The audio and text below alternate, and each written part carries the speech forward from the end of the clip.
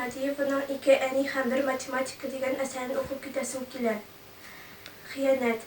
Гадәттәгедән акрынрак кыймылдады бүген Таһир. Башта ботинка балын бәйли алмый азапланды, аннары пәлтәсен бер төймәләде, бер чиште. Инде булды дигәч, янә дә бүлмәсенә кереп китте. Әнисе аны: «Ни булды соң сиңа бүген?» дип сукрана дәшеп алды. Малай бусагадан да атлый микән, юк микән дигән шикелле сөйрәлеп кенә чыкты. Олы урамга җиткәч, әнисе аны кулыннан ныгытып тотты да җилтерәтеп алып китте. «Соңга калабыз бит инде», дип тиргәнде. Анда да каерылып артка карап барды Таһир. Үзе сул кулын пәлтә кесәсеннән чыгармады. «Әллә авырып киттеңме, Ходаем?» дип уфтанды әнисе аптырагач.